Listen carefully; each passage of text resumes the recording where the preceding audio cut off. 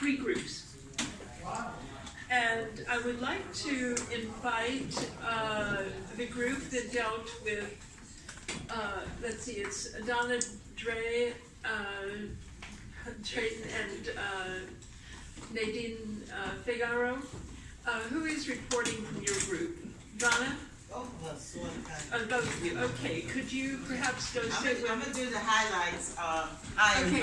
Do it with do it online if you can. Do it Okay. with a microphone. All right. I'm just gonna do the highlights. You know, Ms. Hassel Thompson gave the group a lesson on the legislative process and why and who and the impacts.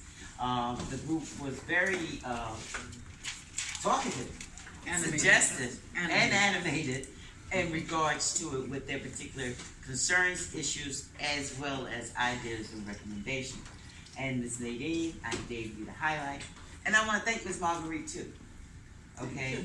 Because she brought up something that I think a lot of us didn't realize in regards to the lack of, we already know there's a lack of shelters, but there's also the lack of the next step, which is the next tier 2 shelters as well, okay? You want me to go on?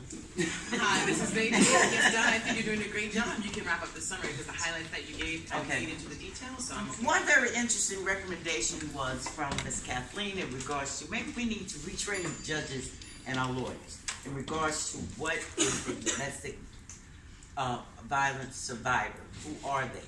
What are their impact? Maybe that will be additional helpful for them to understand when incidents like this particular happens. Serena was very interested in regards to the issues and concerns in regards to the Suffolk County area and with regards to her legislators, which one of them who is the Senate leader, which is Flanagan, and one of his colleagues, which is Kaminsky, who does not understand the process, who doesn't understand why they can't leave, why are they still there.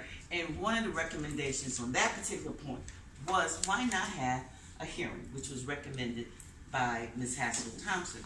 Let them have the organizations, the victims, let them see the faces of and to understand the process and the impact of individuals and why this legislation is so in particular important. In regards to the training and the retraining of the judges, we thought it would be a novel idea if the UNA USA invite family court judges or the administrative judges to a dialogue with organizations or individuals into understanding this particular legislation or the training of. I mean, how long did it, the senator did highlight, how long did it take them to train our police department as it pertains to rape? What is rape? Who is rape? Why is rape? You know, what to do. You know, so maybe that is something in which UNA USA can do or be a part of, because you do have a lot of clout, you know. People here at the UNA, you see in the United Nations there, everybody come running to participate. So maybe that is something in order in which as it pertains to the tier 2 shelters particular piece. Ms. Hassel Thompson has been having that dialogue with organizations in the Bronx as well as in Westchester County as to the fact that after 180 days, where do these individuals go? You know, do we need to extend the days or to what? You know, but where do they go? How do we get them additional shelter and additional support services and stuff and everything like that? Our Miami person. I'm sorry I didn't get your name. Thompson. Okay. Her name is Thompson. Oh, which I didn't get her first Diana name. Thompson.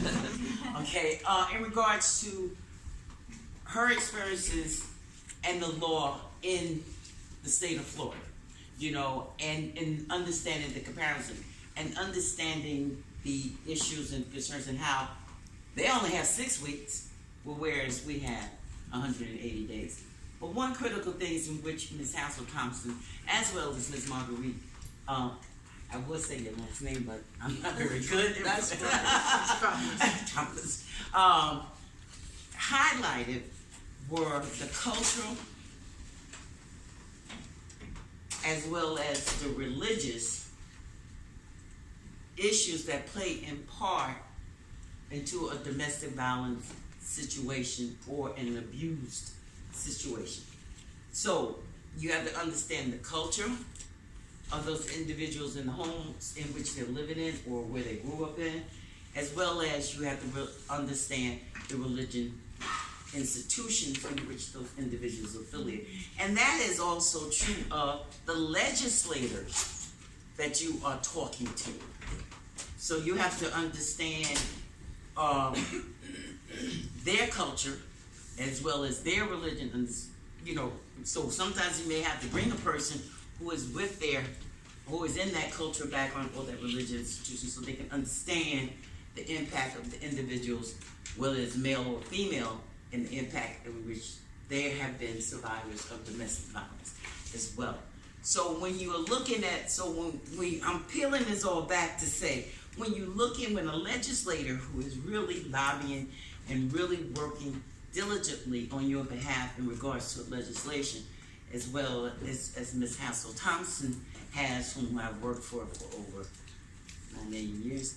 Anyway, so she has, as well as Assemblymember Aubrey, had diligently took in all these factors into play, as well as the organizations who supported their legislation all the way. Yes, the legislation is still there with another senator, but she tweaked it that it's not going to pass the assembly. So groups are now going back to have that friendly dialogue with this senator who's holding the legislation to say, could you go back to the original because the assembly has passed it, and this way we'll be right behind you to pass it on the Senate side. So we got a lesson on the legislative process.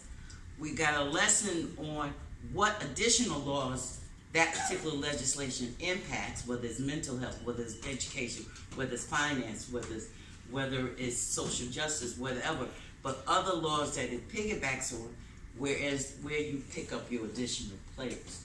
So we feel that the UNA USA can be a critical partner, can be a driving force or voice to either host the dialogue with these other entities, whether it's the legislators, whether it's the judges, whether it's the DA associations, who's another critical player in this particular situation, as to how can we help you understand the importance of this legislation, as well as how can we help you push for this legislation to be passed. So, did I do it? I think you got everything. You want to talk about the developments, tier 2 and new developments? Well, I highlighted a little piece of it, which was Ms. Marguerite has explained that the fact that the importance of yes, we have shelters, and yes, there are not enough shelters, but there definitely is not enough tier 2 shelters. And you may have one bed open, but you may have 20. Something like 20 waiting for it. So there's a lot of emergency shelter where folks spend 6 months, but transitioning into tier 2, which is a facility like ours, it's a handful of them. So at the tier 2, the families could stay there up to a year, but there's not enough. Fortunately, URI is about to open another one this fall, and we just need to push for that. And also with all these new development, how can we secure some spot for our women, our families? What she was saying about that, it was a former colleague of mine who worked with the women's program out in Queens with Greater Allen, AME Church. They had a women's shelter program, and when new development was housing development, especially affordable housing was developed, she was able to secure 10 apartments for women who was transitioning out of their particular shelters. So that's another dialogue in which can be had with future development in regards to, do you have 5 apartments? Do you have 10 apartments? In which they will get financial support and a rental assistance or whatever that can be transferred to those individuals. That was it? Okay. Thank you very much.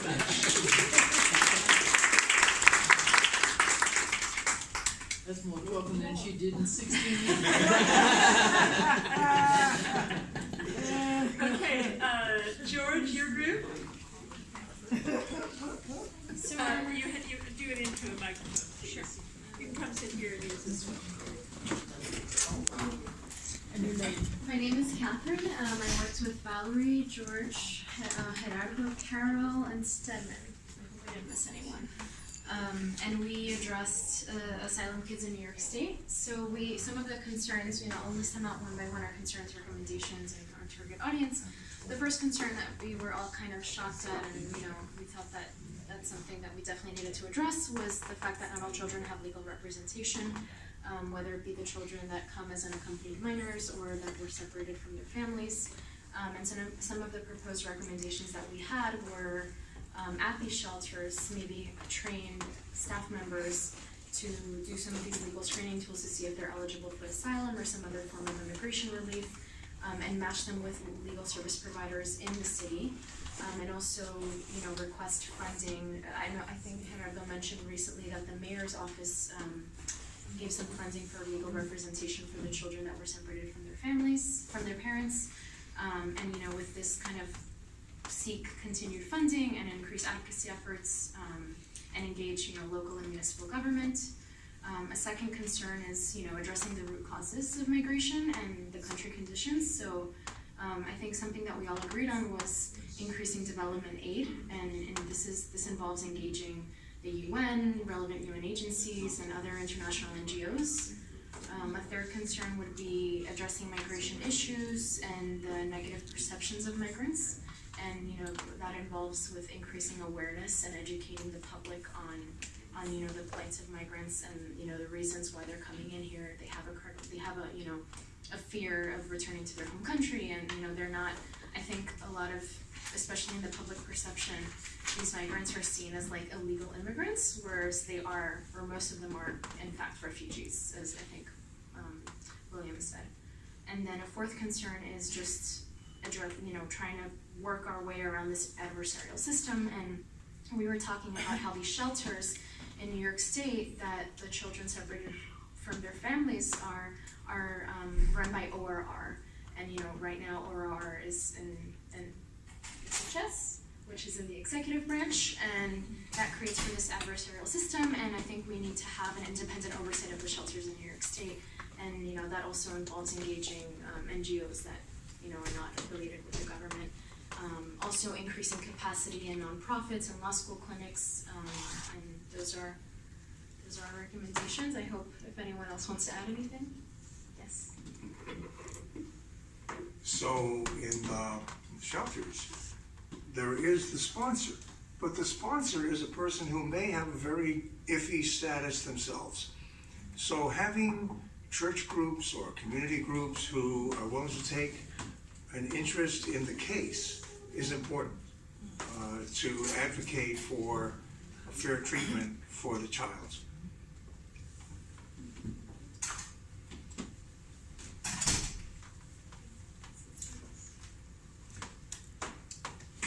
Anyone else from that group? Okay, we combined two groups, and David Stillman will report, and then we have yet to figure out exactly how we're going to bring all this together in a document to either UPR or CERD, or to send to our congressional representatives, which is something many of us want to do. Before he starts, I also want to mention that we have collected a fair number of documents, and if all are willing, I'll send them to you as email PDFs, and you can look at them at your leisure and if you want to. Okay, thank you. David? Thank you very much.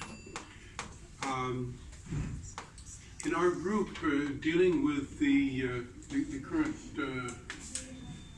immigration and family separation situation, even though we had some experts around the table, we all learned a lot. And we learned a lot of different kinds of concerns. I made a list of the concerns, and they ranged over several kinds of areas, including those having to do with treatment or detention or possibly changes in law. So they ranged from the kinds of efficiency and information that were available at the border entry points, the conditions of confinement for people entering, the arbitrary treatment that was frequent by officials, the recent change of law such that domestic violence and gang violence is no longer to be considered grounds for refugee status, that family detention is actually jail for refugees, the need to reinstate family case management rather than detention, family case management allowing much greater freedom of movement rather than jail. The problem that has recently been enacted, the word enacted is not the right word because it was an administrative decision by the Attorney General to raise the bar for the what's called the credible fear interview, such that the level of credible fear that the individual faced, and that's why they needed to come here for refugee status, was to be discounted in many ways, including in relation to the domestic violence and gang violence that I mentioned already. Then we also talked a little bit about privatization of facilities and who makes money out of all of this. But in looking at recommendations, which is always the hard part, we ultimately realized that this group can take a stand and can do so on the basis of things that we know about, like the Universal Declaration of Human Rights and the treaties that the United States has endorsed. Leave aside all the ones that the U.S. has not, and that there are actions that can be taken at the policy and governmental level. We have previously written to the UN Human Rights, to the State Department of the U.S., to New York State, and this is the kind of thing that we are able to do as an organization and take a stand. So then I took a good close look at a letter that had just come in from Representative Elliot Engel to Ginger, who had written to him actually seeking his presence, or from somebody from his office, to be with us today, and he was not able to do that, but he did send this letter, and in it addresses several of the things that we were talking about. The family separation policy, and the kinds of steps that can be taken, both in terms of a House of Representatives draft act. Draft is a word I use from the UN. What's the term in the U.S. Congress? Anyway, H.R. 6135, the Keep Families Together Act, which would prohibit the Department of Homeland Security from separating children from their parents, limit prosecution for asylum seekers, increase child welfare training for immigration officers and agents, and establish procedures to reunify families. And he says that he also joined 108 of his colleagues to urge the House Appropriations Committee to cut funding for this unacceptable and heartless policy of keeping families separated, and instead fund more money into community-based alternatives to detention, including the family case management program. So this is actually a nice piece of paper for us to use. And I took a look at who are these 108 members of Congress who have signed on to this. And in addition to Elliot Engel, I see immediately Adriano Espaillat. And I've also had the pleasure of meeting Yvette Clark sometime previously. And I see the name of Elijah Cummings and a lot of other very good people. And they need to know we're there. And that we think that these issues that they are dealing with are things that the United Nations is concerned about, and that they are Universal Declaration of Human Rights issues. So we have gotten some volunteers, the usual way. Bill Silverman and Ryan Kaminsky and Brenda Smith to join me in writing something short that would express the views and concerns of this body in relation to the kinds of points made in Elliot Engel's letter.